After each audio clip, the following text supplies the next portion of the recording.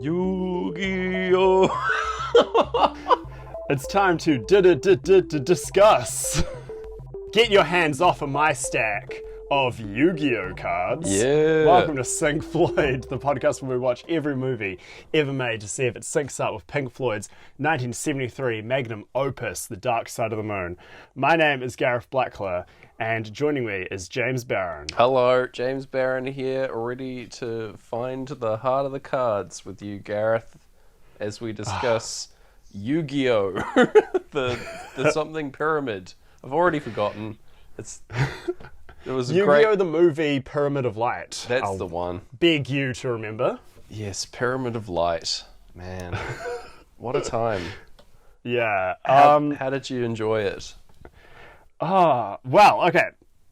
My first question, to get into how you enjoyed it, you have to dig through so much nostalgia or lack thereof.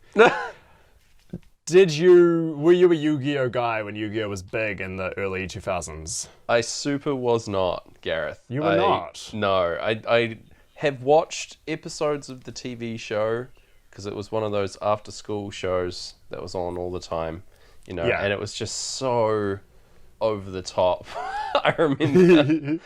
And also, I had a card game of choice at the time already, and that I play, and I played and still play Magic the Gathering instead of Yu-Gi-Oh, which is what the game's I guess, based on loosely. It's fairly similar, but I was never really into it because I had already got a game that I enjoyed, and Yu-Gi-Oh, secretly, it's not that good. Even the game? Yeah. The game's not good. And also the anime and films, it turns out, not good. So, I feel like I made a right choice there. Young James knew what he was doing. Is there a rivalry between Magic and Yu-Gi-Oh, or is it entirely one-sided because Magic is the better one? I have no idea, to be honest. I think they exist within the same space, right? So, card shops that sell Magic cards would also sell Yu-Gi-Oh cards and things like that, and have tournaments and things, etc. in the same place. So, presumably there is some existing rivalry, but I don't know. I don't think so. I've never encountered it in my life. I have never come across a Seto Kaiba-esque villain who's said, foolish boy with your children's card game. Wanna play a man's game, Yu-Gi-Oh! So I've not encountered that as perfectly put as that was. What about yourself? Were you into Yu-Gi-Oh! Growing up as a young Blackler boy? Yes, well, to an extent, I think it was definitely of the 5 big anime fads of the 90s, 2000s that hit the Western world. Oh. It was the first one where I could hold in my mind that I didn't like it. No, I liked it enough, but knew it was dumb. Yeah. It was almost like a first guilty pleasure, almost. Oh, wow, yeah. But it was so big and so cool that, you didn't have to hide that you were into it. You almost had to hide that you thought it was dumb. Ah. Yeah. Honestly, I thought I'd forgotten all of it. Then watching this movie, I went in on purpose, not doing any kind of research, trying to remember anything about the game. Yeah. And a lot came back. And then a lot of weird, Yu-Gi-Oh! Was big when I was in my both years of intermediate school, which is middle school. And it's this weird time where you're people have, boyfriend, girlfriends, but everyone still sits on the mat. They'll sit on the floor to learn. What? So you're did you not do that in intermediate? I don't sit on the mat? So. I don't think in my intermediate we did the sitting on the mat thing. We had desks, I remember. Whoa, we had desks and our desks were all facing each other. Oh. So when it was time to learn and pay attention, we all just sit on the floor in the middle of the desks. We had the individual gross desks that were all facing forwards, facing the whiteboard at the front of the class, typical style. Oh, wow. Yeah. That was all new to me when I got to high school. Yeah. Whoa. It was so bad. This halfway between a child and a teenager, and not knowing how far at either end you're supposed to be. Yeah. All my friends were real into Yu-Gi-Oh! And stuff like that, but then all like, I could tell the other kids probably were into, like, parties or something like that. Yeah, right. And it seeped into me enough that because we've been recording a bunch of episodes pretty much back to back, and when you said you had too many social engagements this weekend to talk about Yugioh for like an hour and a half, it like hit me. I was like, why is that so strange and funny to me? And it was like, because it hit me in the same way. I was like, oh no, has James grown up more than me? Like, is he at this part of being 13 and I'm not? I assure you that's not the case. I'm fully happy to come on and talk about Yu-Gi-Oh! With you, Gareth, at basically any point. Oh, good. I've still got some growing up to do, evidently. And you did also mention that you were busy this weekend playing Magic the Gathering, so it did kind of... Yeah, I couldn't feel too bad. All part of it. Yeah. What is... Can you... Okay, I'm going to try to describe the rules of Yu-Gi-Oh! Go for any it. listeners who are new to Yu-Gi-Oh! Because it's like it's I'm gonna try fairly it basic, right? Yeah, I think so. I hope so. I think they add new rules every season or something. Yeah. Interestingly enough, I don't think the Yu-Gi-Oh! Original manga is that heavily into these cards. I think it was just a minor part and used to be about a bunch of other games. And they just accidentally invented like the second biggest card game in the world. Wow, there you go. Which is so wild. It's like, pretty impressive. Accidentally inventing penicillin. Because they wanted to do those like dice things as well. I remember in the early seasons, there was one guy who was real into dice and had his own variant, which was pretty interesting. I was like, this is like maybe a better game than Yu-Gi-Oh! But sure is only featured on one episode. Yeah. Anyway, yes. Dice. Elaborate the rules if you can, because that's good prior knowledge for the pod. Yeah, and I'm going to try to do it for all our listeners who have only heard of Pink Floyd. Yeah. So, there's 3 kinds of cards. There's monsters. Yep. There's magic cards, which I think they had to rename spell cards, because, I mean, that's 2 on the nose to call your magic rip-off magic. Yeah, I guess that's kind of fair.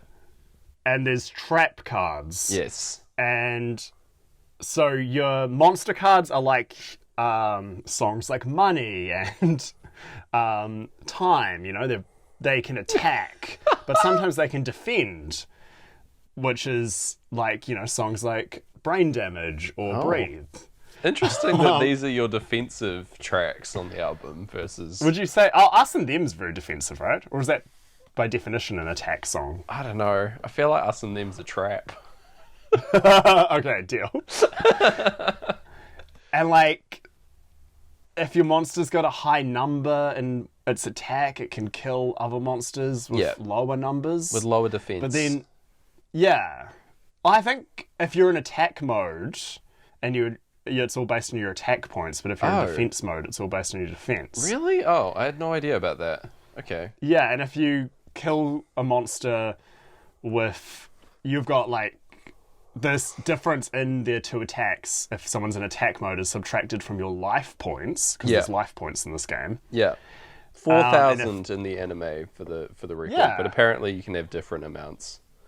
I remember playing as a kid with 2,000 points, and then I think the anime introduced 4,000. It was like one of the big things, like more numbers. Oh, yeah. And we all changed. That tracks. And then similar to songs like Any Color You Like and On the Run, there's like these magic spell cards that you can play. You play during your turn. Yeah. And they, I don't know, bring a monster back. That seems to be the only card they used in this movie. Oh yeah, you played that shit like 3 times. It was crazy. Yeah, it was so silly, especially for a film that exists to sell more cards. Yeah. Why would you keep bringing back the same... It seems like this one card's pretty much all you need to win. Yeah, exactly. That and the Blue Eyes Ultimate Dragon. Yeah, it's just which we'll get to. Oh yeah, got a lot to say about him. And like the vocals hidden throughout the album, there are trap cards that you can activate any time, and they usually work to trick, like magic cards, spell cards, to trick your buddy into attacking you. But you've actually got like trap card that makes your buddy die or something. Yeah, they like activate based on certain conditions and stuff like that. Yeah. Yeah. Right. And that's it really. Right? Yeah, you can fuse your monsters, and I think you can do other things. Yeah. You have to sacrifice monsters with with not many stars in order to summon monsters with a lot of stars. Yeah. And yeah, it is a very simple game for a bunch of adults in this movie to base their whole lives around. Yeah, you lose the game if your life points reach 0 or you run out of cards in your deck, I think is the two things. Yeah. Yeah. Now, we've done you all a favour, listeners, by explaining that. This movie will not explain that to you. Absolutely not. It presumes this prior knowledge going in, so that's why we thought it would be good to explain what Yu-Gi-Oh! Is all about. Yeah. Which is such a scucks move for all the, considering all the parents who were brought in with their kids when this came out in cinemas. Yeah. Totally. Like, these parents have no idea what's going on. They've only really been brought along because you used to get a free card when you went to see it in the cinema. Oh, yeah, the classic ploy, That's how you get them in the cinema. Just give you this free card along with as a promo deal. And it's the only Pokemon way to did get the same, right? Yeah. Yeah. They did. They absolutely did. They knew what they were doing. It's a proven tactic, Yeah, I wonder if, because I think you can't go high on the... I remember, a Beck album couldn't chart on the Billboard charts because it came with free stickers and they were seen as too much of a bonus. Interesting. So I wonder if that affects your charts, in terms of the movie charts. Maybe, yeah. There's the separate, free trading card movie category that you go along to. Yeah. It's just the Pokemon movies, it's got the Yu-Gi-Oh! Movie, and a special edition Legally Blonde release where you get a little trading card of her, maybe. Yes, and you can play court trials. Yes? Hang on. We've invented something good again. Yeah, I love this. Never mind. Legally Blonde, the official card game. You just have mock trials with your lawyer of choice. It's like Phoenix, right? That'd be great. That'd be awesome. You can get the Al Woods deck, and it's got all these pink, laws and witnesses. Pink laws. And then her ex-boyfriend, and then Luke Wilson's character. Yeah. And they've all got theme decks around them that you Yeah. can collect. There you go. heck yeah. In this world of Yu-Gi-Oh! That the movie's set in, where Yu-Gi-Oh's that important, do you think Yu-Gi-Oh! Games have ever been used to settle court dramas? I hope so. It seems like it.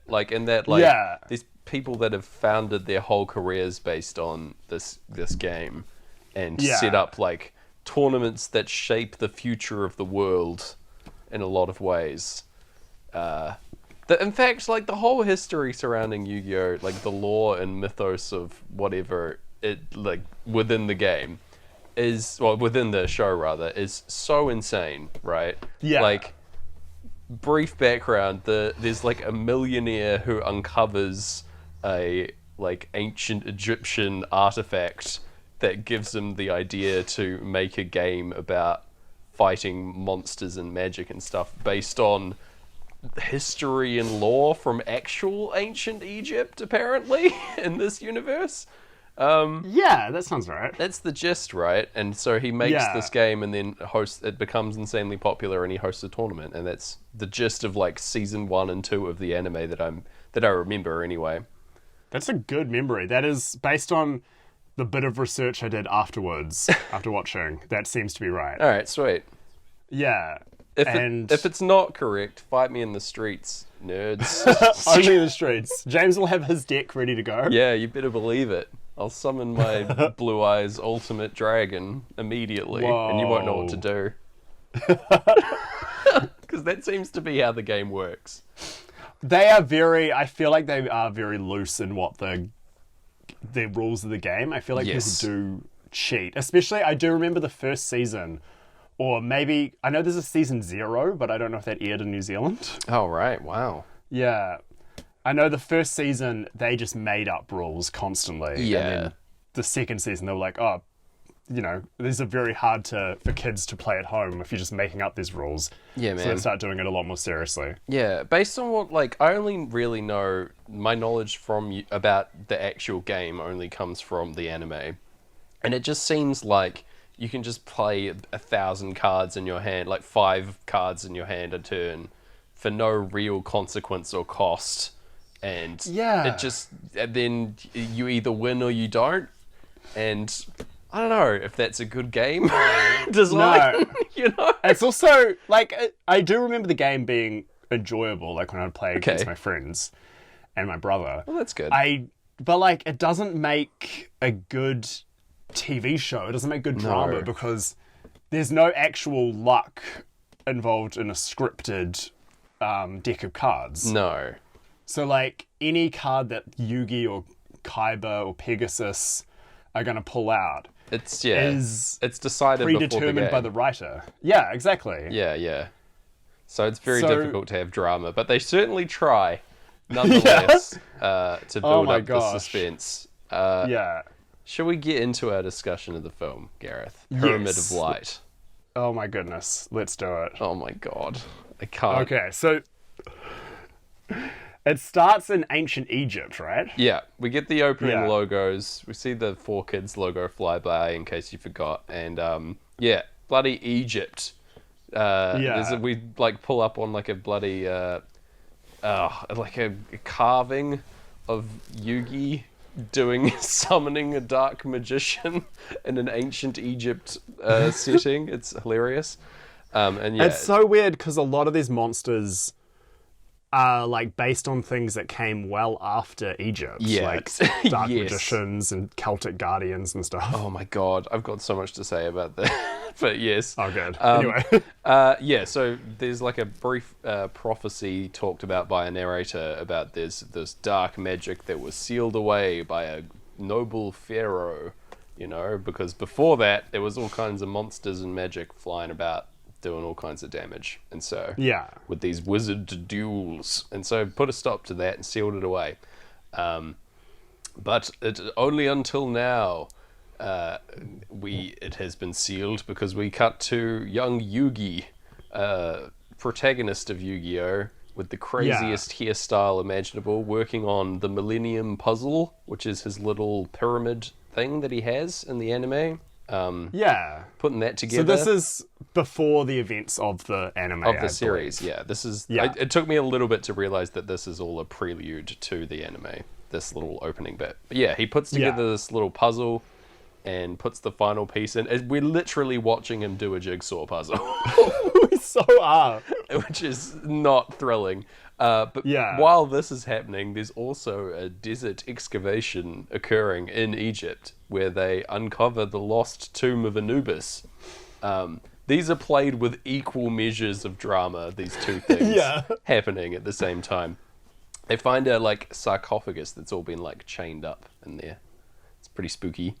Oh yeah. And then Yugi puts together his puzzle, and there's dark shadows and shit flying around him as you do in your home, and this awakens the mummy in the ancient Egypt. The Egypt excavation. The mummy comes to life and blows up like a whole mountain. Like the tomb gets sealed with the mummy inside, and all these all these dudes, the archaeologists, get trapped and killed, I guess. Yeah, and because it's cutting back and forth between Yugi's magic jigsaw, it really does seem like this is all Yugi's fault. It totally is. He killed all these people with his unleashing this ancient Egyptian magic upon the world. It's all his bloody fault. Blood is on your hand, Yugi. Yeah, that's the real lesson of Yu-Gi-Oh! Gosh. Also, don't do puzzles. Oh god, don't, please. I forgot to note that there's a glass version of his little pyramid jigsaw thing here. There's another one in this tomb, and it resembles a certain icon that we know and love, Gareth. I just want to note that. Yes. It's a little glass pyramid that I'm glad to see feature in this movie quite heavily. Yes. Yeah, it's good stuff. But Were Pink Floyd thinking about this when they made the album? Did they find something in Egypt? Who's unlikely. We're listening to Breathe while all this chaos ensues, and so it's not a great sync match. I'm not catching anything at the start here. No, never. And yeah, like out of Yugi's puzzle when he completes it, a whole bunch of like random monsters come out and surround him. We see little like Kuribo, which is like the only Yu-Gi-Oh monster that I could call by name that I can remember, other than Blue Eyes White Dragon. It's like him, Dark Magician, and Kuribo are the ones I know. You know? Same, and Celtic Guardian, because that was my favorite as a kid. I printed off my Celtic Guardian? Yeah, Celtic I printed off my Celtic Guardian card off my parents' like laser printer, and I printed it too big, so when I shuffled it into my deck, you could see this massive cardboard card, where the back of it wasn't the Yu-Gi-Oh card back, it was just the back of a Weet-Bix box. You were a dirty cheater, Gareth. Yeah. Oh no. My brother let me do it because there's still, the odds of me drawing it were still like 1 in 40. Yeah. So, and also Celtic Guardian is a weak card, apparently. Oh no. Yeah. Proxying before your time. That's a very sweet story, honestly. Oh, thank you. I just liked him. He, I don't know. I think I liked that he was a bit weak. He's sweet. Yeah. We'll see him later on. He shows up. Yes. With a honorific that blew me away. Yes. Yeah, we'll get to that. But yeah, we get... so he transforms into his like manly, deep voice version of Yugi in this instant and repels the monsters. This is the most nuts thing that they have happen in this show. So lore-wise, there's an ancient pharaoh that lives within this puzzle that inhabits Yugi, the real person's body, and makes him a really good card game player. That's canon. And also his voice and whole demeanor changes whenever this happens. His voice... And he grows like 2 feet taller. Yeah. He grows 2 feet taller and his voice drops like 4 octaves. It's nuts. And his friends never notice. So that's what I thought, that they didn't notice. But later on in this movie, one of them comments on it. Like I think Joey or Tristan like say, "Oh, we've got to save your friend the Pharaoh," and it's like, what? They know that he's getting possessed by a card playing Pharaoh. What? Maybe at this point in the show they did know that, but I just always remember being like, that was my snarky little 13-year-old. Yeah. I don't know, observational stand-up bit about Yu-Gi-Oh! I was like, oh, why don't they notice? Yeah. It's kind of wild that no one comments on it, because I feel like having the 5,000-year-old Pharaoh who used to play Yu-Gi-Oh! Is sort of cheating, right? Yeah, for sure. In comparison to everyone else who doesn't have that. Like, poor Kaiba just has a bunch of money and resources. He doesn't have an ancient Egyptian magic on his side. How is he ever going to beat that shit? No wonder he's so angry and repressed. But yeah, so after this, it's all good. The monsters are repelled, and the narrator says that 5,000 years later, the Shadow Games will begin again. Oh, so here we go. And then we get our title card with of Yu-Gi-Oh, the classic logo, and then the surreal pyramid showing up above some like hieroglyphics that turn into Pyramid of Light. Very weird. It's very wild and very CGI, and it does sync pretty well with On the Run by Pink Floyd. Yeah, it super does. I'm liking that. And we get a little bit of intro about, in case you didn't watch the anime, because this takes place, I'm pretty sure, after the whole Pegasus saga in the anime. Yes. Yugi is the Duel Monsters card-playing champion. In the series, Duel Monsters is the name of the game that everyone instead plays. Of Yu-Gi-Oh. But in our human world, it's Yu-Gi-Oh. Yeah. But yes, he's the champion. We recently won a tournament and got the 3 Egyptian god cards, which are like the best cards in the game, apparently. Yeah. Again, I did remember these guys when they popped up. Again, this feels like big cheats, just having cards that have never been printed before. He's the only one that has them, and they're just stronger than everything else in the whole game. Yeah. Seems like bad game design, and people shouldn't be so hyped on this. Like, I'd be pretty keen to discredit him as even a valid player of the game, and that he's using cards that no one else has access to, right? Heck yeah. I think that seems to be the whole point. Like, that is... later on someone's like, I'll show you what true power is all about. And it's like, oh, you can afford nicer cards. Yeah, that's the secret of Yu-Gi-Oh! Is that it's super pay to win, right? I'm not saying that Magic isn't. I'm not about to get on my high horse and say that, oh, my game is superior to the game that this anime portrays, because that would be dumb. But also, yeah, I think notoriously Yu-Gi-Oh! Is a pay-to-win game, and that you just... if you buy the best cards and the best deck, you're going to win. And yeah, same is true of many card games, but I think it's never been more evident than in this game in particular. But yeah. Well, of the big five that I mentioned earlier of the 90s, 2000s, yes, Western hit animes, this was by far the most capitalist. Oh, for sure. Like, so the big five are, and I'm probably missing one that was huge as well. If it was huge in your school, please let us know. Hit me up. But for me, it was Pokemon. Yep. Quickly Digimon.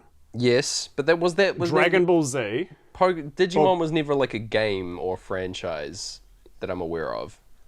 Digimon, so actually, this is in order of release, but I would say Digimon is the second least capitalist. Okay.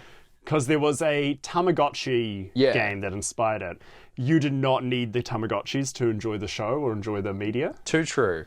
Fair enough. Yeah, and there was a very bad card game that no one at my school played, but we all collected. Okay. Good to know. Continue. So Dragon Ball Z number 3. Dragon Ball Z came next, and then Beyblades. Oh, Beyblades was the first one I wasn't into, but Yu-Gi-Oh! Was the first one I was half into. Wow, yeah. I forgot all about Beyblades. Beyblades ripped. So they did rip, as per the slogan, let it rip. So you never had a Beyblade growing up? I had an off-brand Beyblade, yeah. So my brother had some sick Beyblades. I had an off-brand Beyblades. Try saying that 5 times fast. Holy moly. Yes, I had one of those as well that we got from some shop that... It was... I can't remember now, but it was a Beyblade that was heavier than other people's Beyblades, and it was... Same. So strong. It was undefeated. Yeah. My off-brand heavy Beyblade had the monster, the Bit Beast. Excellent. The monster on the release thing, not the actual blade. Oh, weird. And it was mine did not look at all like a Beyblade. Oh, sweet. But I love what you said about some shop, because it feels like there was always some shop that had the off-brand of any of these. Like the fake Yu-Gi-Oh cards were, they had if they had a gold shiny metal corner, but they didn't say first edition, you've got a fake Yu-Gi-Oh. Oh, wow. If they didn't have the shiny corner, you've got a fake Yu-Gi-Oh. And there was all these other ways you could tell. This was the first game. Again, this is why it's the most capitalist. This is the first one where if you had an off-brand fake, people would not play with you. They'll just be like, nah. Yeah, it's true. I mean, this was true of like Pokemon cards and things of that nature as well, from memory. Yeah.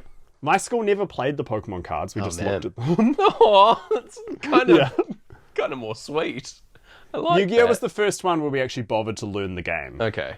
Yeah. Man. But, number 5. Oh, number 5 was Yu-Gi-Oh! Right. There you go.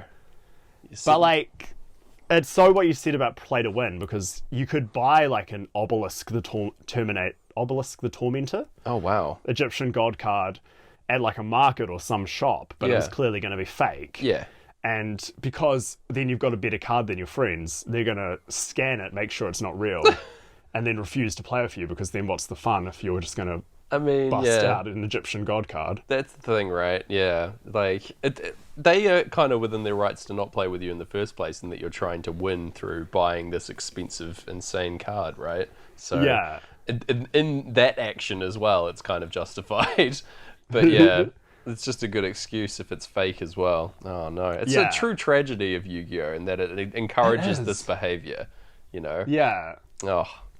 Anyway, let's cut the back... ranking of most capitalist, by the way. Yeah.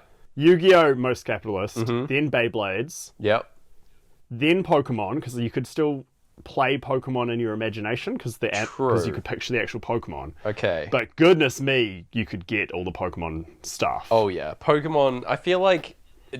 in actuality, Pokemon's probably the most capitalist, and that it's still going and still the biggest media franchise in the whole world. That's true. You know, Yeah.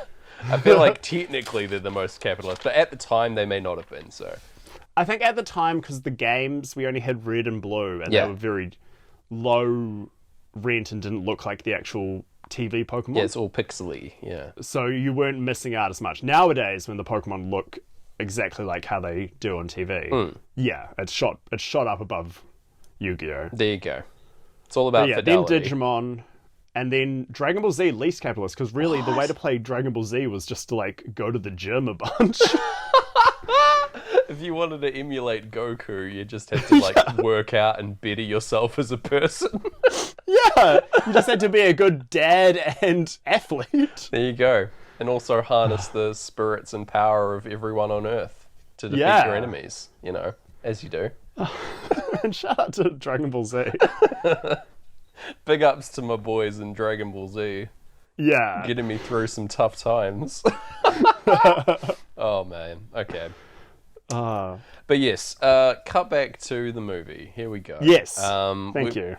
Everyone's talking about how Yugi's the grand champion, and there's random people all wanting to duel him. We get people watching him on the TV, him dueling Kaiba up there, and they're all like, I could wipe the floor with this Yugi boy. It's great. And yeah, we get cut from these people to the duel playing out, where the Yugi summoned his Egyptian god cards versus the Blue Eyes White Dragon, the classic setup for Yu-Gi-Oh. Man, this is dumb. Yeah. It's like Yu-Gi-Oh has the dumbest names for things, and it still shocks me that everything has an overly complicated long name and a very large number attached to it that forced you to do a bunch of maths in order to figure out who wins. You know? Oh, that's my key issues with Yu-Gi-Oh! But anyway. What kind of names do Magic cards have? I mean, in defense of Yu-Gi-Oh, yes. Magic has equally dumb, complicated names, for sure. But like, they also have like fairly run-of-the-mill things, like just animals, like giant ox and things like that. So you know. But yeah, where it's like, if we're talking complexity, yeah, Magic's probably further ahead in terms of like insane number of cards. But yeah, it's been going for 30 years, so that's true. Is it true and this is going to probably not be interesting to all the big Magic heads who are listening, is it true it was going to be Magic the Gathering and then Magic the something else and Magic the something else, but then because they printed the Gathering on the back of the cards, they were stuck like that? I think so, yes, originally. Magic the Gathering wasn't supposed to be like the full title. In fact, the first expansion nearly had a different card back, but like last minute they changed it back to the one before. And it would have, I think that's like one of the things that is attributed most to the game's success, having the same card back on all the cards. Because, yeah, imagine that. They're all just looking different, and you're like, well, I guess this is coming up, you know? It sort of ruins the fun. But yeah, like... It's like my brother seeing my huge Weet-Bix card. Oh, yeah, exactly. Oh, no. But yes, they're having a duel, and yes, they're talking about playing Magic cards, as you say, which was changed to spell cards later. For copyright infringement reasons, presumably. I don't actually know. But no. Yes, all the clocks are going off in time as Yugi sacrifices two of his monsters to summon forth the big ultimate monster. And this thing that Yu-Gi-Oh does is that they display the attack power and defense power on screen in little boxes. And I just loved seeing that this one had the symbol for infinity appear. And it's like, oh, I guess he wins. Oh, it's so silly. But yeah, they shoot some lasers at each other, and the battle concludes. Poor old Kaiba loses. But it turns out that this was just a simulation. Yeah. He's like, what an incredibly realistic simulation. Yeah. He's got like supercomputers like running this like full-on hologram of him battling Yugi at this game. I'm just like, my God, he's also made the hologram Yugi call him a pompous windbag. Yeah, I mean, accurate to life. So Yeah. There you go. He just wants again about fidelity, right? He wants the perfect simulation of him getting crushed. Oh, but he's pissed off about it anyway. He's looking for a way to defeat these super powerful cards that Yugi has. And fair play to Kaiba. I sympathize with him here. There's nothing worse than having someone play these stupid powerful cards on you and you can't do anything about it. Poor boy. He's my hero in this story. But yeah. Meanwhile, we cut to Maximilian Pegasus, key antagonist from the previous series, who's just having a wee sleep in his bed at home. And there's an invisible figure wandering around. Yeah, like the Predator from Predator. Yeah, bloody shows up and uncovers his briefcase where he keeps his deck and touches one of the cards with his evil magic hand. So that sure happens. It's great. And then we Pegasus wakes up and makes a comment about having too many wine spritzes before bed, which is hilarious. Just a good dialogue there. I love Maximilian Pegasus. So based do I. Only on this. Yeah. I love him mainly because I love saying his name and always have. I just think it's just the most over-the-top, insane name a person can have. Maximilian Pegasus is just the perfect, super billionaire name. Yes. Oh, brilliant. And he's so he has this beautiful long white hair. He wears these lovely red suits. He drinks his white wine spritzers and calls everyone Kaiba boy. Yes. He's got this crazy voice.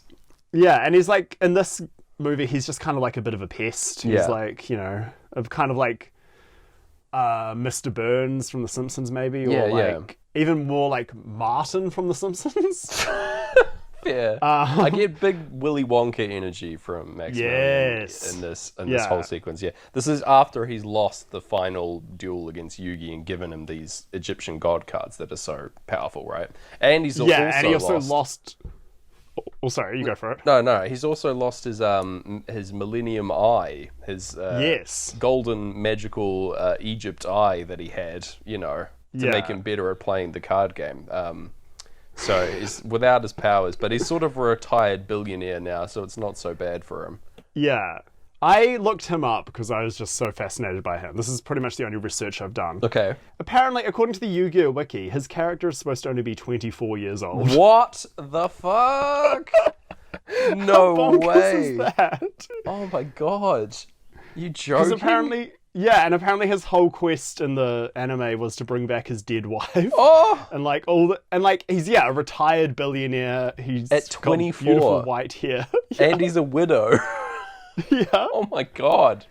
Poor guy. And in the anime, he steals all the friends' souls and sends them to the Shadow Realm and stuff. And in this one, they're just you. I remember when you did that. You sure did give our souls back, so it's okay. There's a lot of soul stealing in Yu-Gi-Oh! I'm kind of surprised that it wasn't affected by helicopter mums and stuff being it's a Satanist game.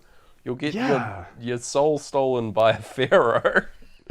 Which sure does happen. I think it was heavily edited by the time it got to English-speaking countries. Okay. The Shadow Realm that we brought up last week. Yeah. Which isn't in this movie. I mean, kind of. Oh yeah, maybe. Arguable. Either way, the Shadow Realm is they just dubbed that in every time someone died or someone got their soul stolen forever. They were just sent to the Shadow Realm. The Shadow Realm. As you do. Okay. That's fine. A farm upstate where people go to just play. Oh, yeah. Got sent to the Shadow Realm. Yeah. See ya. Oh, man. Yeah. Just written on the gravestone. Sent to the Shadow Realm. Oof. Please write that on mine. Please do not write that on mine. Yeah, I used to have a joke that, on my gravestone, I wanted to have just the words, "You're next." Oh, that's good. Which is the, dumbest, most cartoony thing. Because I think I saw it in a literal cartoon and it made me laugh. Yeah. Someone had to die and have that engraved. It's so funny. But yeah. We go see Yugi's grandfather, who looks just like Yugi, but old. He's a little friendly dude with Yugi's haircut, but grey. And yeah, he wants to go to the museum to go and see these new Egyptian artifacts that have been uncovered. That's just what he wants to do. And I'm like, oh, good. I'm glad we got a little cutaway to see what he wants. His grandfather spent a lot of the series being, I think, turned to stone by Maximilian Pegasus. Or having his soul removed or something. Yeah, I feel like that's the whole motivation here, to like get his granddad back from by battling on this weird card island. That's all I remember. Yeah, that's sounding right. Yeah. Fair enough, but I'm glad to see him have more of a role. Yeah, but when Gramps sees Pegasus, they're just like, oh hey, my old mate. What's up? Sure kept me prisoner for a long time. Oh man. Anyway, we cut back to Kaiba, and he's off to visit Pegasus, and he travels in style because he's got the Blue Eyes White Jet, which is a dragon-shaped jet plane, which is so cool, incredible, iconic. Why is this not a thing? Why is there no card of the Blue Eyes White Jet? And saying that, I've probably conjured it into existence. But man, I think that's a great part of this movie that shouldn't be overlooked. And he's zooming off into flight. This is where I first noticed some actual syncing. With Time's vocal kicking back in, we're seeing this shots of him flying the plane around, and I just thought that lined up quite nicely. Whenever we're airborne, I feel like things are going well with Pink Floyd. I feel like that's a prime time for a sync. Whenever we're flying around in a film. Absolutely, yeah. Helicopters especially. For me, this whole flight sequence works really well with the album. So that's the first sync for me. I bet this would be Seto Kaiba's favourite part of the album as well. That digging away. Just popping off to some time, absolutely. It's the perfect song to play in a jet plane, for sure. Heck yeah. Yeah. But yeah, he goes and visits his old foe and friend Maximilian Pegasus on his island next to his swimming pool, and they just sort of rib each other for a little bit. And yeah, he's here to get a card that can defeat the Egyptian god cards, and he's like, well, I'm sure you have a card that could do this because you made the game. And you wouldn't make it so that these cards can't be beat by anything else. Because that's bad game design, Pegasus. Makes you look bad, dude. So anyway, he's like, I do have such a card, but you'll have to play me for it in a game. Yeah. Although it's worth pointing out, Pegasus has retired. Yes. Which he says retired when they say cold and tired, which I liked, when Pink Floyd say cold and tired. Nice. But then he says my favourite line in the whole film of, the only things I create these days are places like this for fishies to enjoy. And he points at his little koi pond. Yeah. Oh, I like that. Yeah. Fair enough. He can steal my soul. He seems really sweet now. He'd probably steal your soul and give it to one of his little fishies to enjoy. Oh. My soul just getting nibbled on. Yeah, that's no good. But yes, they get into a duel for the card that can defeat Yugi. Whoa! Makes you think, why didn't he use that to defeat Yugi in the first place in the finale of the show or whatever? But anyway. Yeah, very good point. So cut back to Yugi at school with his friends, and he's getting swamped by a bunch of challenges that were watching him on the TV over some Great Gig in the Sky. And yeah, his friends try and hold them off by having a duel of their own. We see Joey Wheeler, notable Brooklyn resident. Strongest Brooklyn accent ever for a Japanese high school. for some reason. But he gets involved in a duel against one of these dudes. So the first guy in this duel, the very first monster summoned in the movie is Injection Fairy Lily, Gareth. Oh god, yeah, I blanked her out. I couldn't believe what I was seeing. That this is a real thing in this game.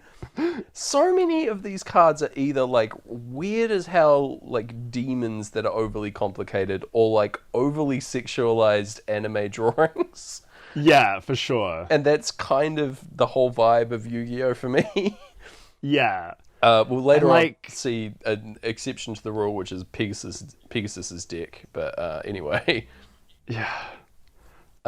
Injection Fury. Yeah, I can't believe that this is real, but it sure is. All the monsters featured in this movie are all real cards in the game, which is of course. wild. They're trying to sell all these cards to you. But yeah, I just couldn't believe that some of them were real. But yeah, the duel just goes on with some random creatures flying out, and yeah, for me, Yu-Gi-Oh as a concept is really hard to pass. Like, in visual form, I found it really hard trying to take notes during any of these dueling sections, just because honestly, yeah, it was. I just would write down they duel, yeah, and then when we get to this 40-minute duel at the end, I'm like, oh no, this is important. Yeah, I feel like I'm fairly critical of people that can't, or people that skip over fight scenes in books and stuff like that, because they find them hard to follow or hard to read. And I feel like this is that for me, honestly. Yeah. I found it really, really difficult to track all this stuff, so I just haven't. And I'm not gonna make any excuse. I just didn't do it. I'm gonna move on. I feel like as well, it won't be it wasn't super exciting. It was exciting enough to watch because we could look at monsters, but it's not super exciting otherwise. And I think for us to describe it, it's going to be like someone describing a game of poker they saw once. Oh god, yeah. And so he plays this card, and she played that card, and then they won the whole pot. Yeah, no, it's not a good plan. So we'll just say they duel. There's a duel occurring. But this duel is interrupted by the crowd spotting Yugi again. He just randomly comes around the corner and is like, "Hey, what's up? Is it safe?" Yeah, and it's so bad at running away. Still isn't. So it gets chased away. He and Taya get chased away by this crowd, and Tristan and Joey just get trampled, the poor buggers. Yeah. We cut back to Pegasus and Kaiba's duel that is ongoing. And yes, Pegasus's deck, I don't remember this I feel like I'd stopped watching the show at this point, but all his deck contains toon characters of various characters in the show, various other monsters, like Toon Blue Eyes White Dragon and Toon Dark Magician, etc. And it's insane to me that there is a Toon version of something in a cartoon. Right? That's it's a layer of meta that shocked me.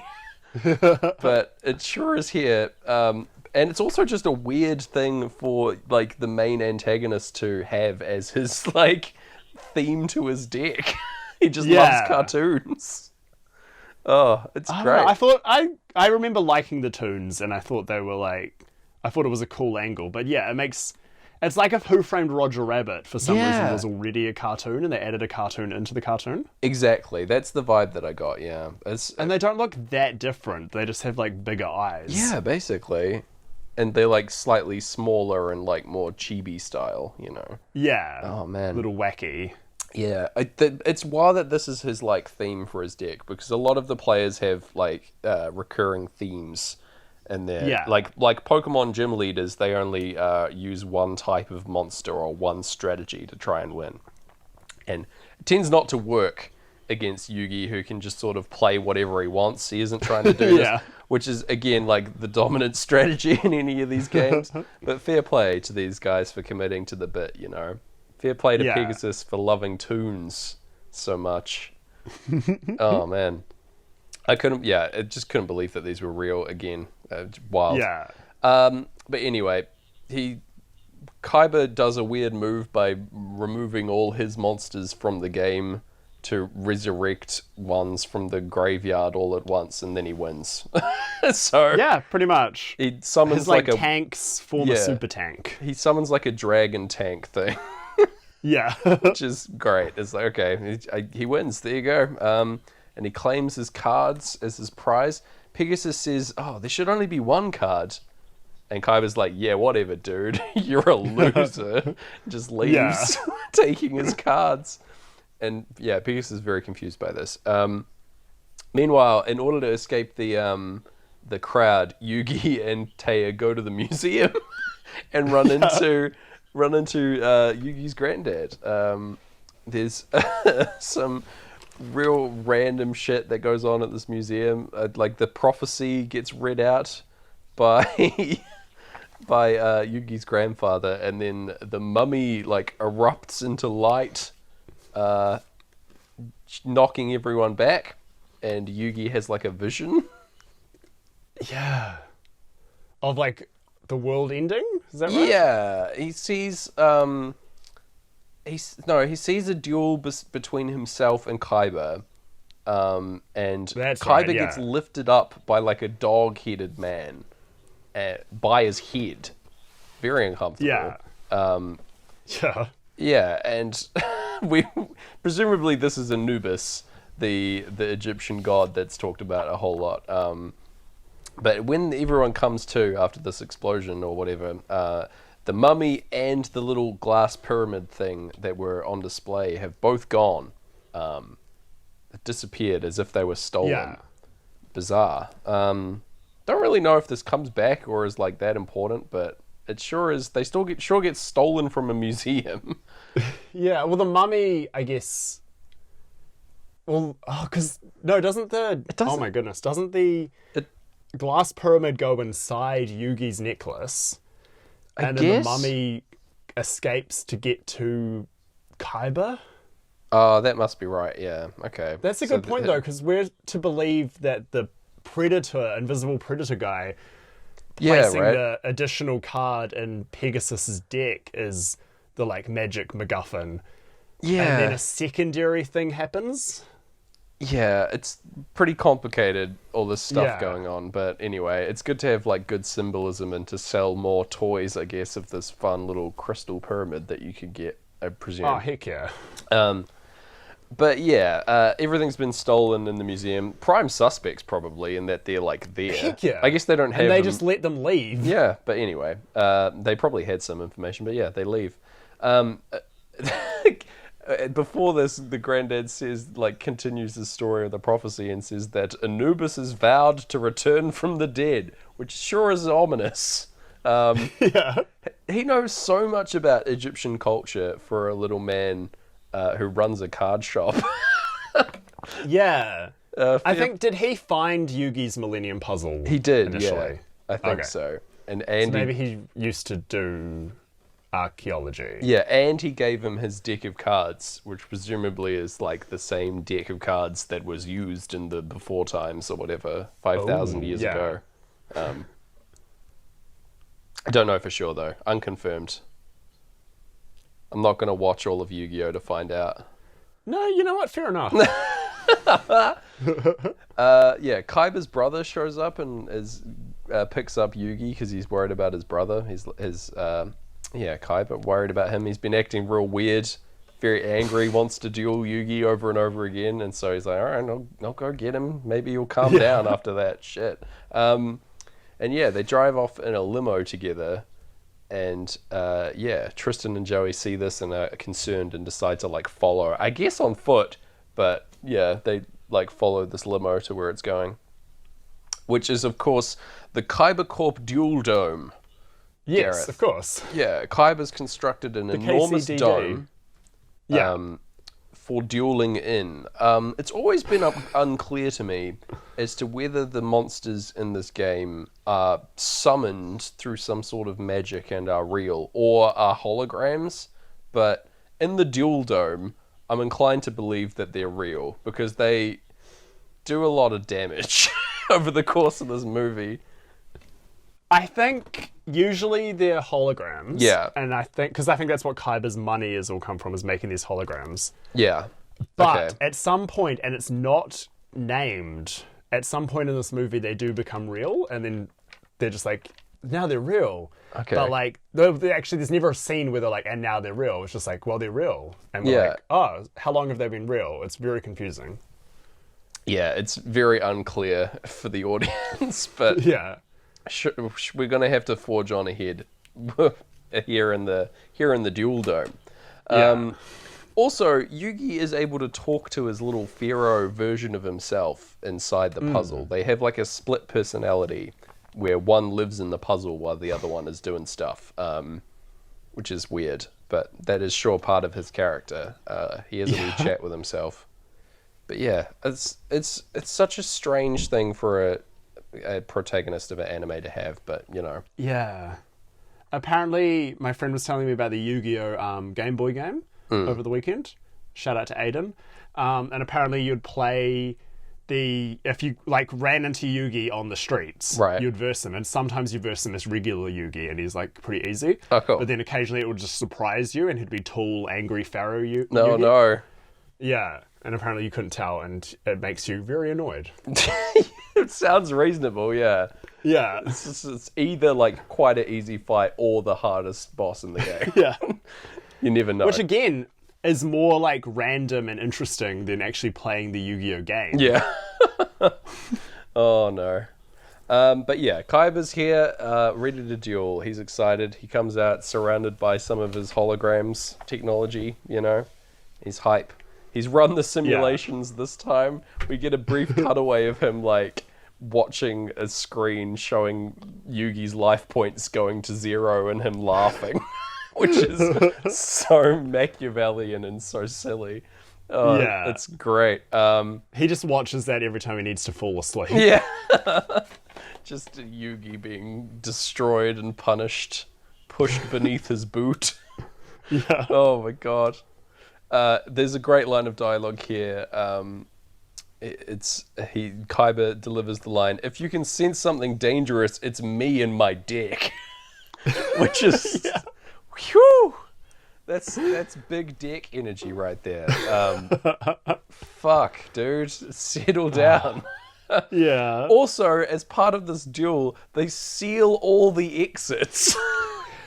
Well, yeah. I don't know what this is for. To stop the holograms escaping, like holodeck style, maybe, but it's bizarre. Yeah. Maybe they just don't want the crowds that were chasing Yugi to show up. It's bonkers because like the movie does constantly go like, "Oh, Kaiba, you're in too deep. You know, this is just a game. This needs to stop." But like, the rule, like, he's only slightly more in too deep than everyone else in this universe. Yeah, right. Ugh. Yeah. I don't know. It's just so weird. This whole thing is so strange. But we're gonna keep going. So we get our duel. The duel of the movie starts over any color you like. For the remainder of the film, we are in this duel. It's for the next 50 minutes probably. Oh yes, it's a long one. Kaiba says that when this duel is over, Yugi will be exposed as a fraud, which is like, okay, I guess. I don't know if he's done anything fraudulent. He just has the best cards, and that's why he wins all the games, you know? But sure. It turns out he's been like stealing people's identities online. And Kaiba's going to expose that. Claiming their like cards through the mail by posing as other people. Quite possibly. Opening other people's letters. Yeah, it's mail fraud. There you go. The big secret of Yu-Gi-Oh! Yeah. And then you've got to play the Legally Blonde trading card game to find out if he goes to jail or not. Yes. So we get into the duel. Immediately, basically, Yugi summons all his big god creatures at the same time. Or like Kaiba makes him do it with a spell of his own. And then it's because Kaiba wants to destroy them all at once and prove that he's the best. And we go into brain damage as Kaiba unleashes his plan by playing the Pyramid of Light trap card, which is presumably the card you got given when going to this movie, right? Yes, one of 4. All of them are in this movie, but the Pyramid of Light, because it only works to block the god cards, and the god cards were impossible to get unless you got a fake one. So basically, if you got useless. that card, yeah, exactly, you'd be like, "Oh, cool." I'll waste my deck with that. Exactly, on this one contingency. It's too narrow. It's not going to be useful at all. Oh, no. But yeah, he sure does play this card. It summons a huge pyramid made of lasers that form into this beautiful blue pyramid for us. I've never seen anything more like the cover of Dark Side of the Moon in a film. Right? Yeah. Kind of wild. A pyramid of lasers. Pretty happy about that, at least. You know? I didn't even realize this was going to happen when we chose this film. I thought I was just going entirely on Shadow Realms. Yeah. But here it is. All else fails, we've come out of this at least with a 1, I think, because of this. This is good enough for me. The goddamn light pyramid being made in the film. And all the gods get trapped on the outside and touch it and then die, which is, I guess, the effect of the card. But and you notice they're all bright primary colors, much like the rainbow coming out of the Pink Floyd's Pyramid of Light. Hell yeah. If only there were a Blue Eyes White Dragon on the other side representing the stream of white light. That would be perfect. Then we could recreate that album perfectly with this shot of the movie. Oh my god, the dream. As part of this card getting played, it has a few other effects in this anime world, in that Yugi's soul gets sucked into his little pyramid box thing. And also, Joey and Tristan, who are nearby, get their souls sucked out as well and thrust into this pyramid thing as well. Pretty intense. Also, the dome starts breaking apart because of this giant pyramid appearing in it. Further blurring the line between this being a hologram or not a hologram. But fair enough. So I think the Pyramid of Light must have been the card that this magic predator created. Yeah. Therefore, it's just an actual ancient Egyptian artifact. So maybe here's where it all becomes real, but I don't know. I'd say so. Right. Yeah. This is definitely the card that he slipped into the deck, which is kind of wild that this is the one that was one of the ones that was given out as a promo, because if you play this in a game, there is a high likelihood that your soul's going to get sucked into an Egyptian pyramid. I don't know if that's the card that I want for my deck, you know? Even if it happens only 1/100th of the time. It only happens once every 5,000 years. I don't think I'm willing to take that risk. No, exactly. It's like Jumanji selling the game Jumanji. Exactly. No one should want that. No. Anyway. So Yugi's grandfather is walking along with Taya outside, trying to find where Yugi went, and sees this beam of light appear out of the destroyed dome.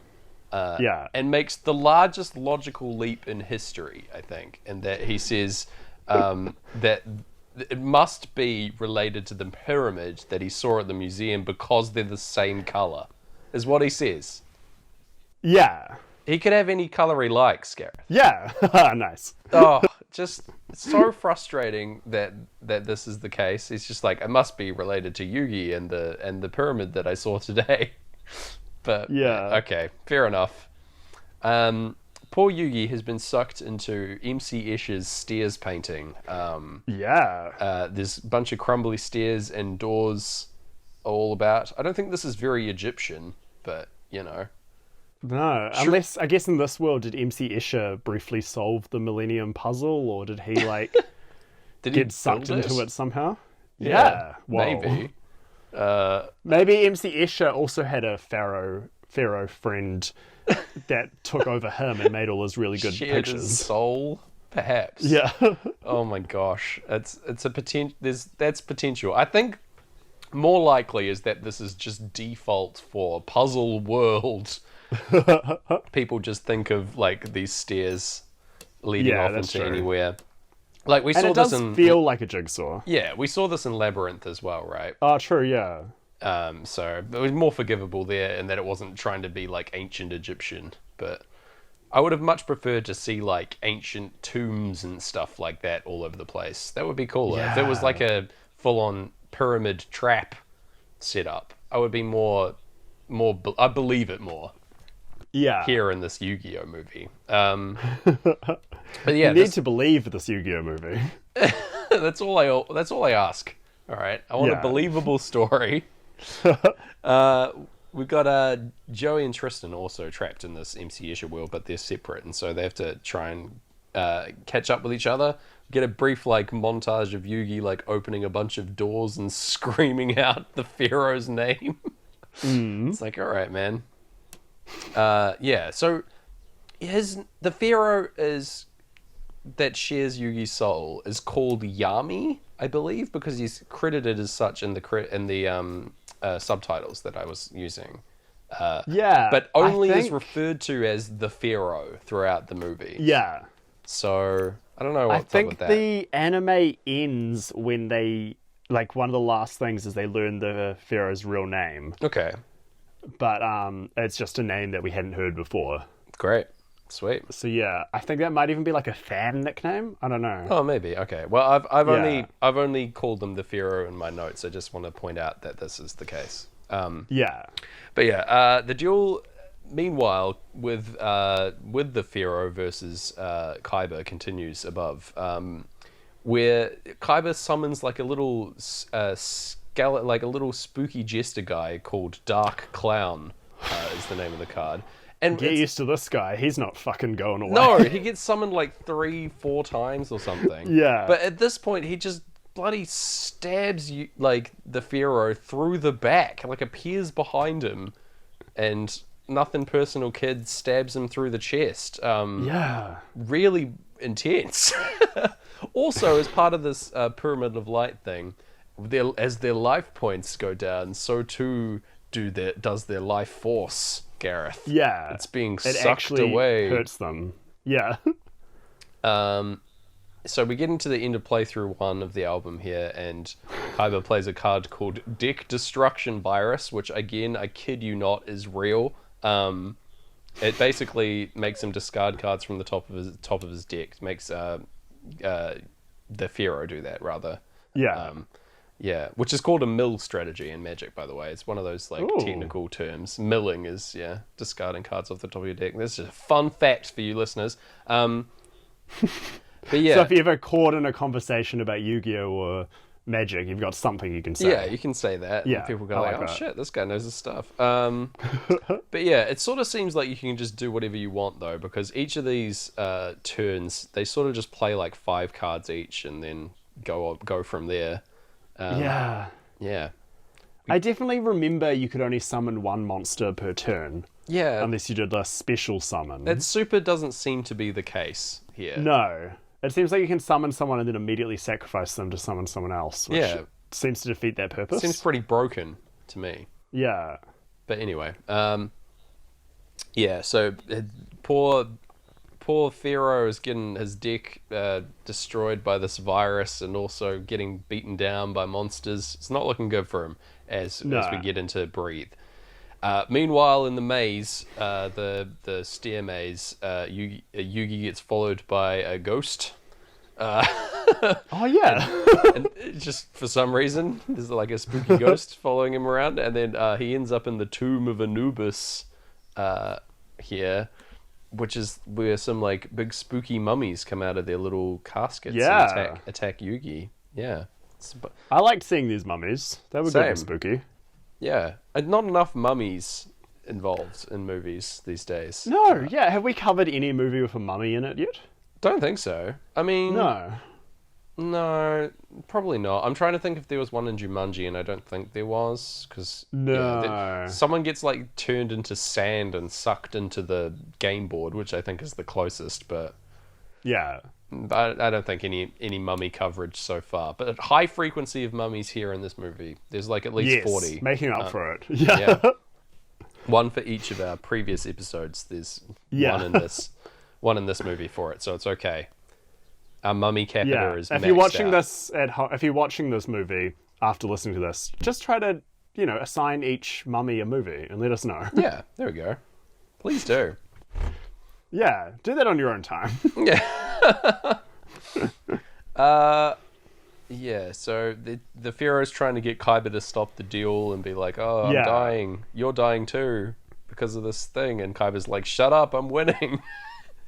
which is kind of great. He only really cares about beating Yugi in this game because is what his key motivation is. There's a point later on where he like legit thinks that he'll kill him and still keeps going, which is hilarious. So that sure is going on. But yeah, Tristan and Joey show up in the maze as well, but Yugi's being chased by these mummies, and so there's a bit of a like Scooby-Doo thing where they have to run away from the mummies together. It's pretty cute. Oh my gosh. He even says zoinks. Does he actually? Oh my god. Yeah, Joey says zoinks. Wow. Amazing. Which I loved. Yeah. Yeah. So outside the big pyramid, Grandpa and Taya have shown up, and they know all this stuff about the prophecy. Grandpa just knows everything about what is happening right now. It's insane. If there's a reveal that the Grandpa is secretly a pharaoh as well, like I buy it based on the dialogue he has in this film, because he's just got so much exposition to unload. It's unreal. And yeah, we get into like on the run as the duel's continuing on. He summons, Kaiba summons his big ultimate dragon, Blue Eyes Ultimate Dragon here. Which is 3 Blue Eyes White Dragons, right? 3 Blue Eyes White Dragons combined to have 3 heads, yes. Yeah.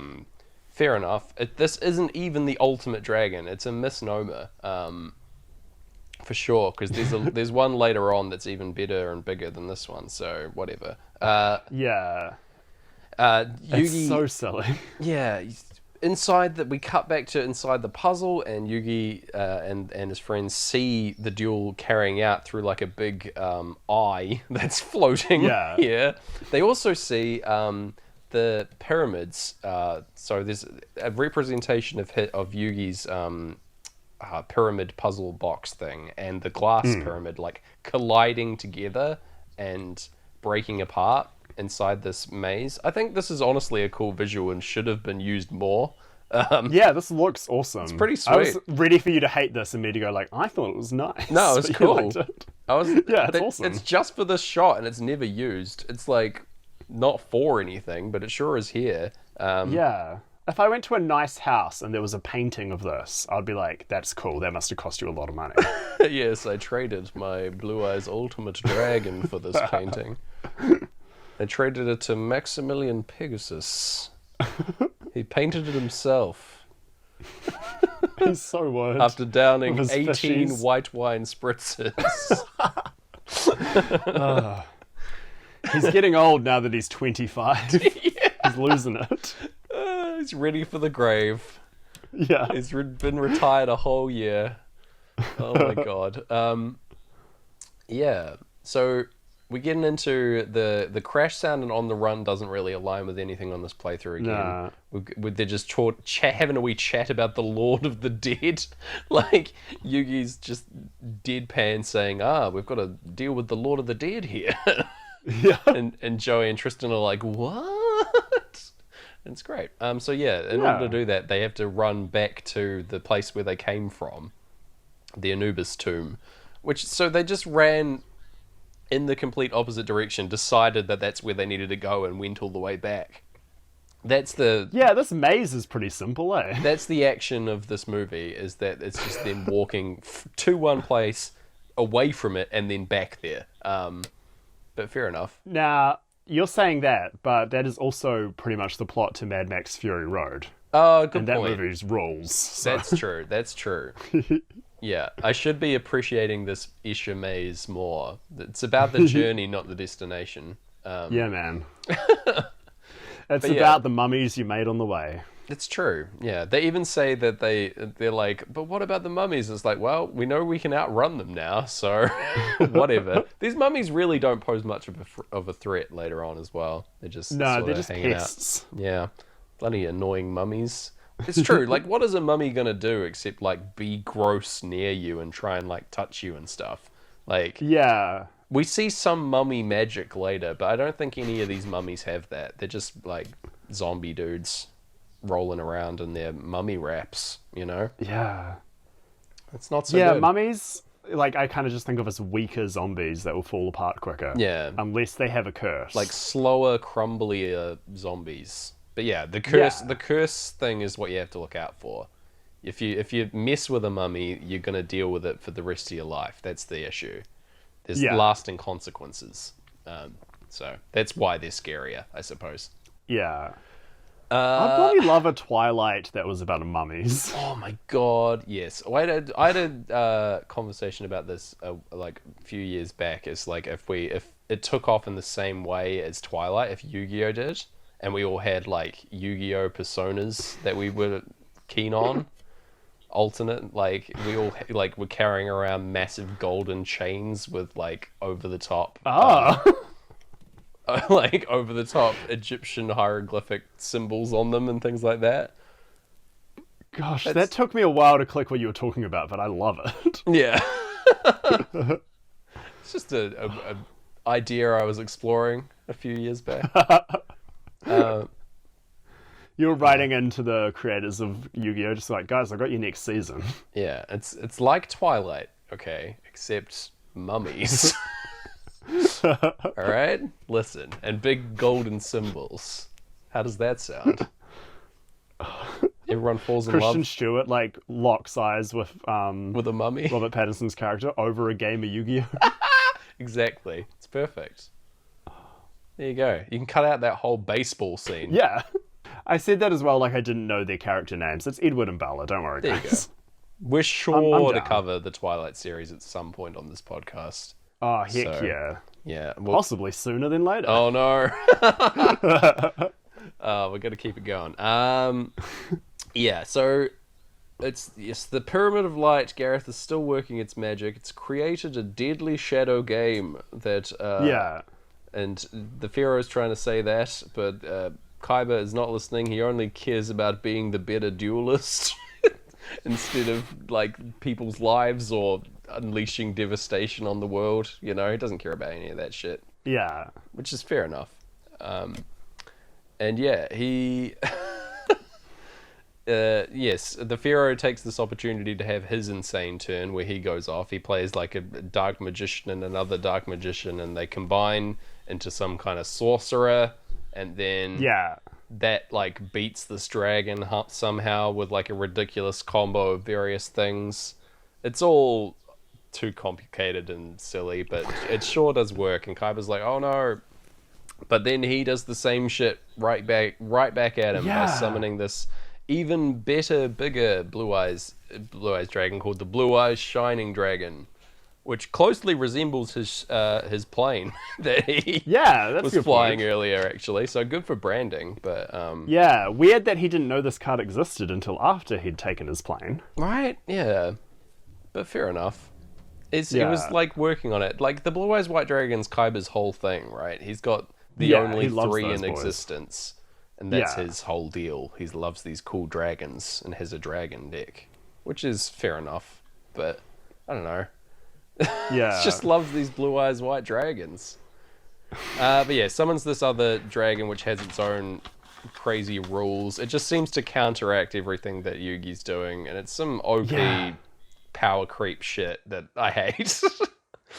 But anyway, it's here. And yeah, we get in time solo as this dragon just destroys Yugi's whole shit. He goes down to like 200 life points and is nearly defeated, which is low, as they started at 4,000 in case you forgot. So there you go. Yugi is the real Yugi is starting to feel the weakness through his weird puzzle box realm. He's starting to get weak on the outside from the duel happening out there, you know. So it's not looking good. There's a line of dialogue as the pyramid's like shooting out lasers into the sky, and the granddad says that the energy waves that it's pulsing out are making his pacemaker go haywire. Which the poor guy. I feel like should be more cause for concern. If your pacemaker goes haywire, you're probably gonna die. Yeah. Like, okay, it's a weird throwaway comment, but yeah. Considering the first season was about, like, protecting this guy. Exactly, right? No one seems concerned about this. No. It felt very like The Room, I definitely have cancer for me. Yeah. Just, like, out of nowhere, shocking twist. Oh, no. But yeah, there we go. Completely ignored. Yeah. The whole building starts, like, falling apart because of this pyramid is getting out of control. This big power. But luckily, Pegasus shows up and saves all the people watching in his little helicopter that he's got. Yeah. He re-arrives Yeah. during the same song he initially appeared in. Oh, nice. He's here. Yeah. He's out here listening to Pink Floyd in his Oh, helicopter. he totally would. Anyone- You don't become... Oh, sorry. Anyone in a flying vehicle in this film is listening to Pink Floyd, guaranteed. Yeah. So, there you go. And you don't be a 24-year-old with long, beautiful white hair and bespoke suits without having at least listened to The Wall once. Exactly. There's no way. Oh, man. Yeah. Pegasus claims that he also knows what's going on and that he, quote, looked it up. Which is hysterical to me. He just Googled, like, the museum and what they were doing, I think. He's like, oh, yeah, I read about that prophecy and whatever. It seems like it's happening here. But anyway, it's great. Yeah, the lads return to the old tomb of Anubis as we get into some great gig. And the Anubis is clutching the little crystal pyramid thing that we've been seeing. He's got it in his hands, the little mummy friend. And Anubis is talking to them through his dark magics. He's saying that he's feasting off Yugi's life force, which is a nuts thing to say. And he says that over Pink Floyd saying that they're not frightened of dying. Ooh, of that little ad-lib in there. So, mate, I love that. I mean, they should be frightened of dying. If Anubis was feasting on your life force, I feel like fear of death is allowed, you know? Yeah, exactly. Yeah. He shows, Anubis sends visions to the guys here of all the destruction that he's planning on doing. He's summoning all these weird Yu-Gi-Oh dragons to destroy Earth. Like, we see them, like, attacking buildings and, like, boats and stuff. Yeah. It's really funny because all these monsters look so bizarre and, like, overly designed. I just find it so crack up that he's like, yeah, I'm gonna take over the world with these Yu-Gi-Oh monsters, boys. Yeah. You thought this was a card game. Drawings? No, these are all and real. Also, this montage syncs quite well with Great Gig in the Sky. Yeah. Like, you can't deny that. It sure does. I'm loving that. It's pretty enjoyable. And yeah, he tells Yugi's like, all right, I've got to deal with this on my own. And his friends are like, nah, you can't.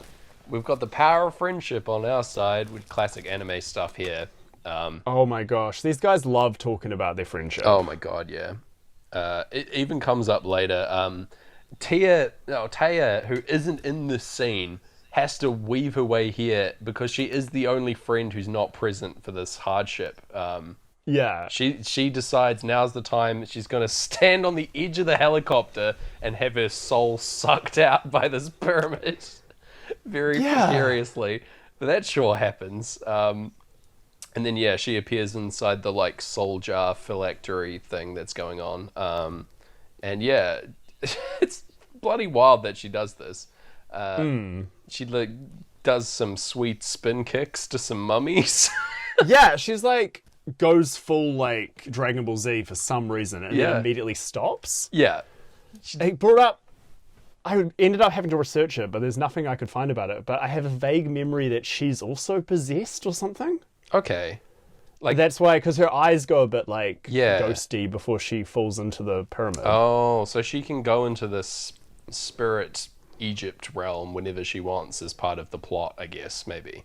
Maybe? I've no idea, and it's probably super frustrating to all the Yu-Gi-Oh stans who decided, a new podcast about Yu-Gi-Oh! Finally. I don't know what the show is, but I'll listen. Yeah. Let me jump into, like, episode 46 of this podcast. Yeah. Oh, man. No fair. Yeah. It is wild that she just starts, like, unleashing devastating blows on the mummies and then immediately stops and is scared by them. But yeah, okay, whatever. It's a immediate change in character, but yeah, it's fine. The boys also just start trying to punch these mummies, but they can't get through their powerful mummy magic, and that they keep coming after they've been decapitated and kicked through the chest, etc. Yeah. We're getting into money as we cut back to the duel. Yugi's lying on... Pardon? Oh, it's still going, yeah. Duel. The Pharaoh is lying on the ground, and it says that... Kaiba says that he's lying like a dog on the ground, which is ruthless. He summons these like huge sphinxes, which is really weird, but they're here. Then it's the Pharaoh's turn, and he just summons a guy with a big shield called Big Shield Gardener. Which is okay. Apparently, just like a defensive guy with a big shield is his whole deal, and sweet. Okay. Yeah. Well, what do you need? But yeah, that shield guy just gets wrecked by the big dragon immediately over like a cash register sound of money. So fair enough. Yeah, but if a monster's in defense position, you don't lose life points. Okay. So it's like a shield. I remember a lot of battles where I was just losing and I'd just be churning them out in defense position just to like... But you're just that's just delaying the inevitable, right? Like unless you have something insane that turns the corner, you're just like bleeding life and cards at that point. Yeah. I don't know. I was just hoping, to eventually draw out my huge cardboard good card. There you go. But just, it wasn't happening. Just get a bunch of boys that you play in defense mode until you can play your big oversized friend. That's the strategy of Yu-Gi-Oh, There you go. But this poor monster gets wrecked, but he starts turning the corner. And how do I know this? Because the Pharaoh plays the card Pot of Greed, Gareth, which is a card that allows him to draw 2 additional cards. Yes. This comes up so often in the anime that it sort of became a meme in of itself. It's just really? The way that they overly describe Pot of Greed every time. Just saying that full sentence every time it's cast is amazing. Pot of Greed. It lets me draw 2 additional cards. But what does he do with this? He summons your boy, the Celtic Guardian. Is here. Yes! Now, canonically, he summons Obnoxious Celtic Guardian, which I heard that. I had to pause both Pink Floyd and the movie and look that up, because I was like, there can't be a card called Obnoxious Celtic Guardian. That can't be real. But it is. Is that what it says on the card? It's what it says on the card. It says... Oh, I've just Googled this, yeah. It says... Is this a different Celtic Guard? Obnoxious Celtic Guard is what I've got here. Yeah, so there was a Celtic Guardian who was just a bro, and he had no effect. Right. He was just an elf who could wield a sword. Yeah. And then Obnoxious is essentially the same, but he cannot be destroyed by a monster... Oh, that's actually... My 12-year-old brain goes like, oh, sick, I gotta get this. He can't be destroyed in battle by a monster that has 1900 or more attack. So if you boosted him up... Seems strong. With some sort of spell card. Yeah. Yeah, he'd be unstoppable. There you go. Just get him unkillable and you're sweet. Yeah. How do you lose after the Obnoxious Celtic Guard? Why was I not printing this guy? He's so frustrated. He only costs 4 little orange crystals in the top right or whatever it is. I have no idea how this game works, guys. That means nothing. That means you can just summon him at any point. Oh, sick. Okay. It's 5 or more you have to sacrifice. Okay, there you go. He's just a great card. Look out for Obnoxious Celtic Guard if you're at the flea market. If you want to buy a fake card, pick this guy up because he's bloody worth it. He's worth using a Pot of Greed to summon. Anyway, so this is where Kaiba has his internal struggle as to whether or not to stop the duel or to literally murder his opponent. He's just like, well, I could just win right now, so maybe I'll win instead. And So, as part of winning, he sacrifices his dragon. I've been saying sacks this whole time. He sacrifices his dragon to destroy his own Pyramid of Light card. in order to, because he has to do that in order to steal the gods back from Yugi and play them and win with that way. So over the top way to win. That's his plan. He even says all that, I think. Heck, he describes everything. The beauty of Yu-Gi-Oh is you could go, if you're not listening to Pink Floyd at the same time, you could like go to the kitchen and they're still describing everything that's going on. There you go. Yeah, you come right back to it. Yeah. Yes, but Anubis intervenes. He cannot let this happen. This is where he manifests himself. Yes. He appears as a voice, and then out of sludge comes out of the ground behind Kaiba and recreates the dream that Yugi had by picking Kaiba up by his head and tossing him aside. It's pretty messed up that he like forms out of sludge. It's kind of a weird effect in this, that Anubis is all sludgy and gross, but he sure is. But unfortunately, instead of being like a cool dog man like we saw on the Vision, we see him form his face, and it's just a normal dude with a weird like veiny face. He's gross looking. He's like a Hulk Hogan kind of guy. Yeah, I was so disappointed that we weren't going to deal with this cool, like, dog-headed antagonist. Yeah. But, nah, unfortunately, it's just weird, veiny face, man. Old Hulk. It's also weird because we watch his necklace and, like, outfit form out of his sludge. Yeah, it's all part of him. Yeah. Yeah, anyway, this occurs at the tail end of Money, the, like, fade out of him forming out of sludge. So, great. And he does more monologuing about the shadow game beginning, the final shadow game. And summons some... When he plays his cards, he summons them out of sludge like he does. Like he comes out. And he summons... This is where he summons sphinxes. a big old sphinx with a lady's face and another one with like a scary demon face. Over us and them. It's very weird. And he says to the Pharaoh, "You can search your deck from now until doomsday," which is an excellent line and something I'll probably say during a game of Magic going forward. Yugi is needlessly close to dying here. The Pharaoh is, rather. He's on 100 life points now. Yeah. For added drama. Because for whatever reason, these huge monsters could only get through that amount of damage, whatever. And he's only got magic cards left, only spell cards that don't, so no more monsters, so he can't defend himself, so it's not looking good. This is relatable. This brought back some, 13-year-old anxiety. Yeah. Meanwhile, Yugi in the maze cracks the code of the prophecy. He like puts it together and he's like, I just got to stab the eye with the dagger of fate. You know, you couldn't have caught that. Couldn't put that together. I mean, pretty obvious. Anyway, his friends get surrounded by mummies, and he goes up to throw the dagger at the eye that's embedded in the wall, but it just sort of bounces off. Like, it hits it with, like, the hilt of the dagger rather than the blade, so he screws it up. But anyway, it sort of works anyway. Like, the wall just starts cracking, even though he, like, completely failed. This is a very brittle wall, and, the pyramid starts to, like, come apart and get destroyed. And so the spell is broken, and outside the old big blue eyes white dragon destroys the pyramid of light. For real? The Pharaoh summons his card using a magic spell or whatever. I don't know. He steals it out of Kaiba's deck.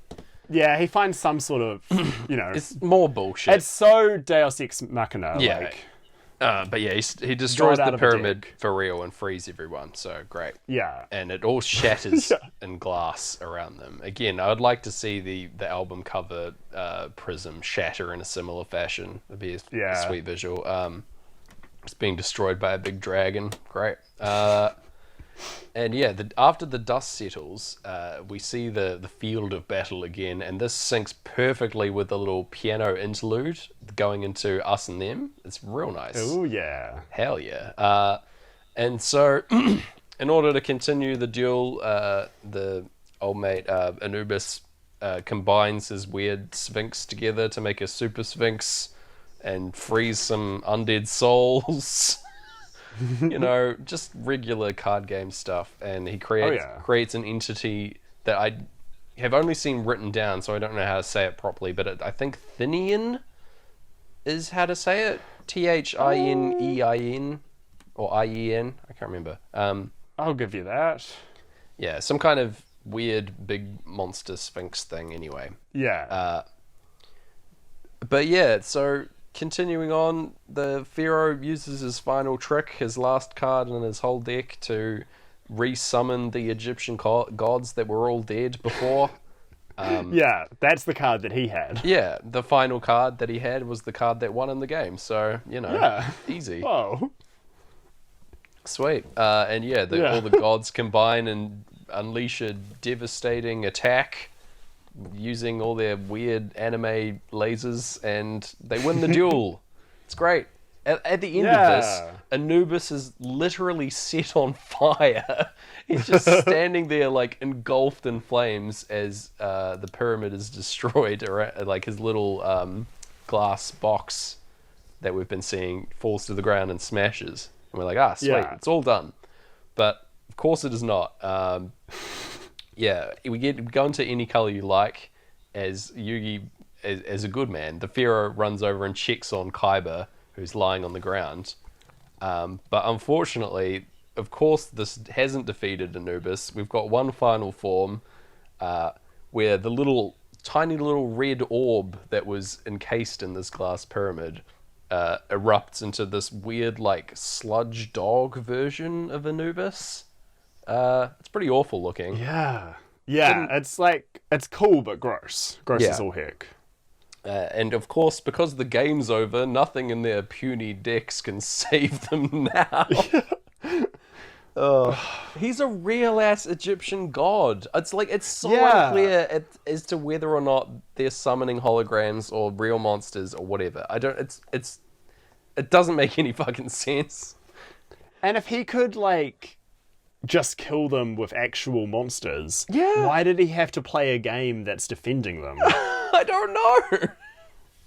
It's so bizarre. But anyway, this is all outside of tournament legal Yu-Gi-Oh rules anyway. It's no hard. If your opponent, if you're playing cards with your opponent and after they lose, they turn into a giant sludge monster, I feel like that's at least a DQ, right? A disqualification.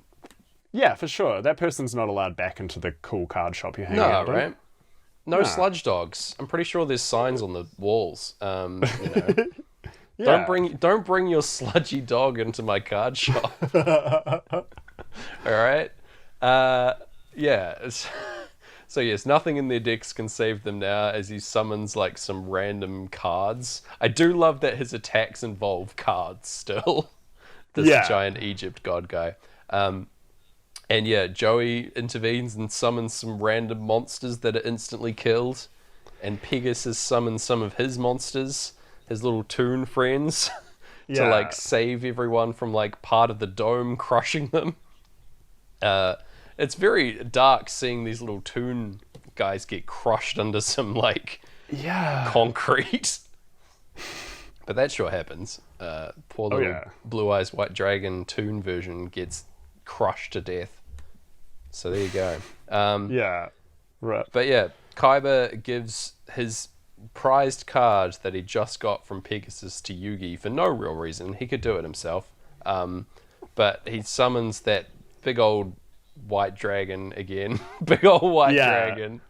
It's so funny because they like, how can we beat a real monster with a real monster? And chucks them a card. And I so wanted that card to just say like, man. Oh, shit. Yeah. Dang. Yeah. Or like capitalism. Oh. Like, okay. There we go. Real monster. Yeah, that's a real evil. And Anubis, gets defeated, melts away in a huge dome of light, and turns into a little mummy man on the ground, and he eventually melts away as well. And also the little orb thing that he came out of cracks and is destroyed too. And they aren't sure. I think Joey asks if there's a chance if he's coming back, and Pegasus is like, nah, I'm pretty certain he's gone for good. It's weird that Pegasus knows. Yeah. For sure, but he's like, nah, I looked it up, guys. Don't worry. Yeah, don't worry. Oh, man. Luckily, Kaiba is alive, and he's still the same arsehole he was before. He's saying, I should have won that duel. If only the bloody god of Anubis didn't intervene, I would have beat you fair and square. Oh, my gosh. Hilarious. And yeah, Yugi says... Kaiba doesn't understand. Victory doesn't mean anything unless you share it with the people you love. And that's, I guess, a lesson. Yeah. Bask in your it's victories. Exactly the quote. He'll never have friends like these, which Kaiba doesn't get. Wait, what? Yeah. This is how I wrote it and how it looked on the subtitles. Okay. He'll never have friends like these. What Kaiba doesn't get is victory means nothing unless you can share it with the people you love. Yeah. Because then you're a real winner. Yeah. Like, no punctuation. No, it's all one long run-on sentence of a moral, I guess, for this story. Sure. All of the dialogue in this is that scene from The Simpsons where Marge looks around and everyone's talking about how great it is to stick together. Yeah. And then she's like, oh, I hate it when the waffles stick together. And the guy's like, sticking together is what good waffles do. Exactly. And I think about that once a day. Oh, it's too true. But yeah, closing out this movie, we get a little close up on the little eye on Yugi's pyramid necklace thing, and we go to the chorus of Brain Damage and go into the credits of the film, and we're finally done. And I'm so happy to be free of this mummy's curse, this Anubis curse. What did you think, and how did it sink, Gareth, as I collapse into a pool of sludge? Well, yeah, we've got to give it up for the strongest visual sync we've had. This is like an 8 in the visual sync. Absolutely. But in terms of the music lining up with events in the film, which is what we do judge things on most of the time. Typically, yes. We're not usually like choosing certain frames of the movie and being like, this syncs perfectly with an album. Yeah. With the non-musical element of the album. Oh gosh, I might say a 3. What would you say? It's bold. I want to go 2. There were syncs. There were some, and that sweet visual sync bumps it up by 1 for me. So I'm putting it at 2 personally. How do you feel about that?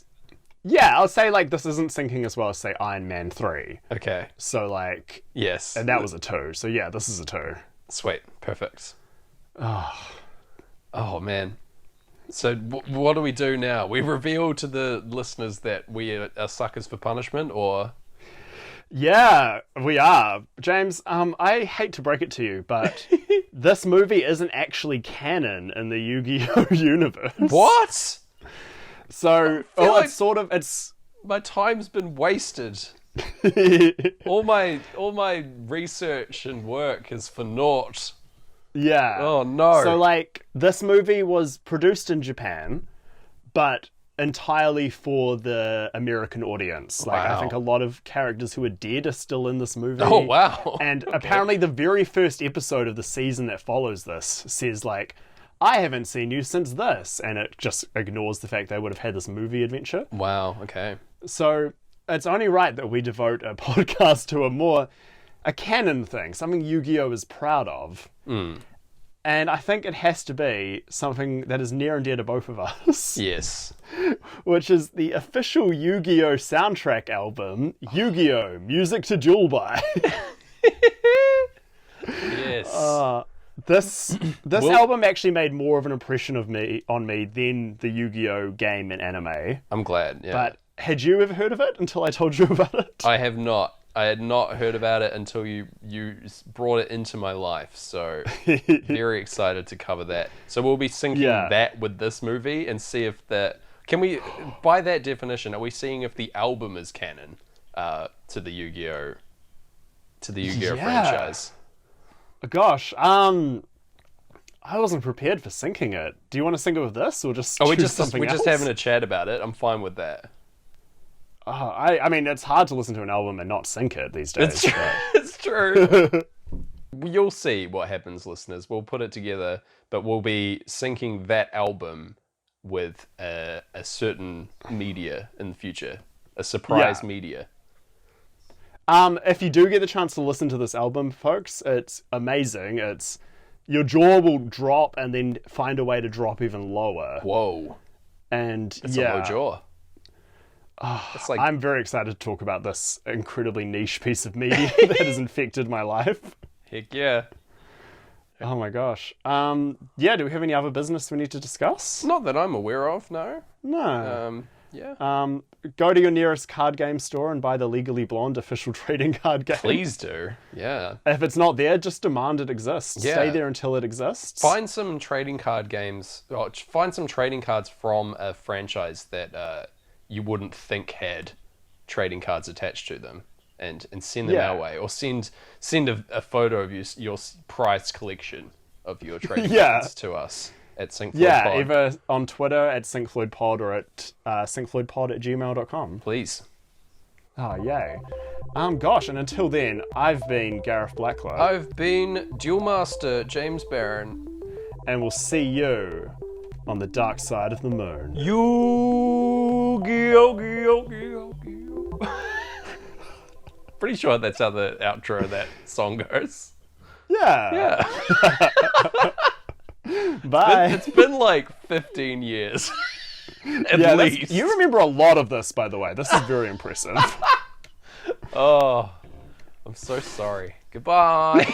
Bye.